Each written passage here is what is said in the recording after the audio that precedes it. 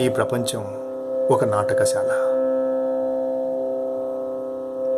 ఈ ప్రపంచంలోని మనుషులంతా నటులే.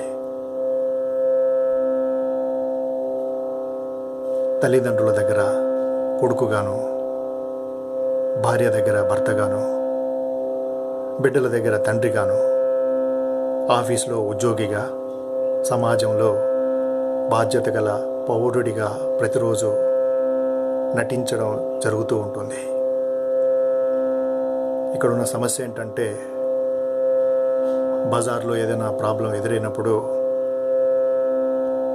ఆ అలజడి యొక్క తాలూకు టెన్షన్ని ఇంట్లో చూపిస్తే ఇంట్లో వాళ్ళు మనస్తాపానికి గురవుతారు. ఇంట్లో ఉన్న టెన్షన్స్ని ఆఫీస్లో చూపిస్తే ఆఫీస్లో నువ్వు వర్క్ సిన్సియర్గా చేయలేవు.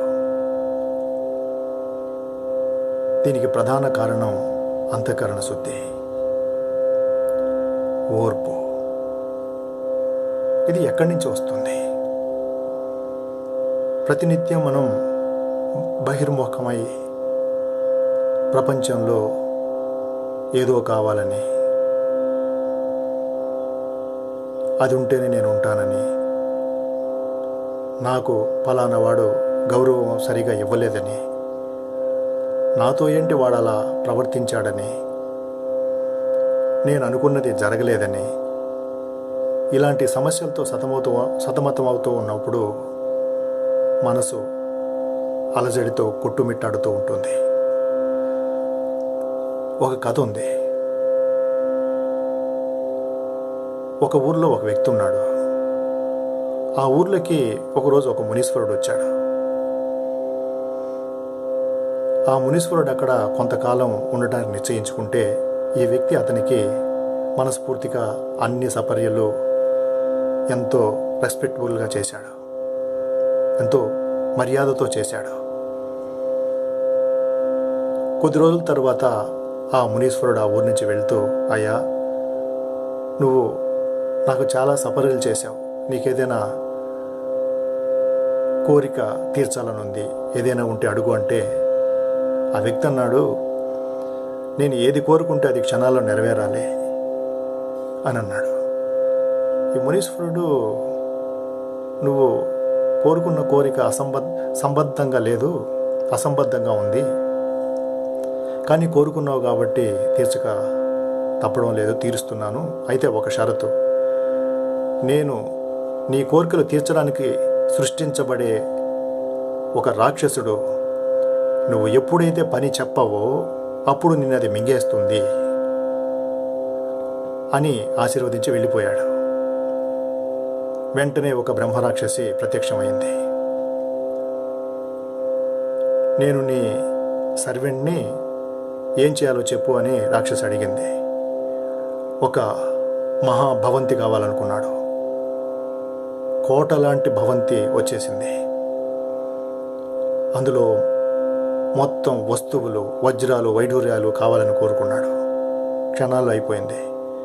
మంచి భార్య కావాలనుకున్నాడు, బిడ్డలు కావాలనుకున్నాడు, పొలాలు కావాలనుకున్నాడు, సామ్రాజ్యం కావాలనుకున్నాడు. అన్ని క్షణాల్లో తీరిపోతూ ఉన్నాయి. ఇతనికి అర్థం కాదు ఇంకా ఏం కోరుకోవాలి అని. ఏదైనా కోరుకోకపోతే ఆ రాక్షసి ఇతన్ని మింగేస్తుంది. అప్పుడు ఇతనికి ఒక ఆలోచన వచ్చింది. ఒక పెద్ద చెట్టును సృష్టించమన్నాడు. సృష్టించింది. నువ్వు ఈ చెట్టు ఎక్కుతూ దిగుతూ ఉండమన్నాడు. అప్పుడు కానీ ఇతని మనసుకి శాంతి లభించలేదు. అలాగా మన మనసుని ఎప్పుడూ బహిర్ముఖం వైపు మనం ఉంచితే, ప్రపంచంలో ఫ్రీగా వదిలేస్తే చూసిందల్లా కావాలనిపిస్తుంది. మనసు ఆ వస్తువుల తాలూకు విషయాల్ని బుద్ధికిస్తుంది. బుద్ధి ఎలాగోలా సంపాదించుకోవాలి అని సలహాలు ఇస్తూ ఉంటుంది. అలా చూసిందల్లా మనం పొందుతూ ఉంటే మనసుకి బలం వస్తుంది. ఎప్పుడైతే మనం కోరుకున్నది ఇవ్వలేకపోయామో మనసు దుఃఖించడం బాధపడడం మొదలు పెడుతుంది. ఎందుకంటే మనం ఇచ్చే ప్రతి వస్తువు, మనం రుచి చూసే ప్రతిదీ, మనకిష్టమైన ప్రతిదీ ఒక ముద్రగా మన చిత్తంలో స్టోర్ అవుతుంది. అది ఎప్పుడూ కావాలి కావాలని కోరుకుంటూనే ఉంటుంది. బహిర్ముఖంగా ప్రపంచంలో దొరికే ఏ వస్తువులోనూ శాశ్వతమైన సుఖం, ఆనందం లభించదు. ఎందుకంటే అది మిథ్య కాబట్టి. మిథ్య అంటే ఒకప్పుడు ఉండి ఇంకొకప్పుడు లేనిది, అశాశ్వతమైంది. అది పూర్ణం కాదు కాబట్టి ఏ వస్తువు ఇచ్చినా ఏదో వెలితి, ఇంకా ఏదో పొందాలని. ఎప్పుడైతే అంతర్ముఖమై పూర్ణమైన ఆనందం స్వరూపంలోనే ఆలోచన రహిత స్థితిలో మనం పొందగలిగితే, ఏకాగ్రత కలిగిన మనసుతో ఆ ఆనందాన్ని పొందగలిగితే, అప్పుడు మనసు బహిర్ముఖంగా ప్రపంచంలో పరిగెట్టడం ఆపుతుంది. ఏది అవసరమో దాన్నే పొందాలని, ఆ పొందిన దాని పట్ల ఇతనికి పెద్ద ఎక్స్పెక్టేషన్ ఉండదు.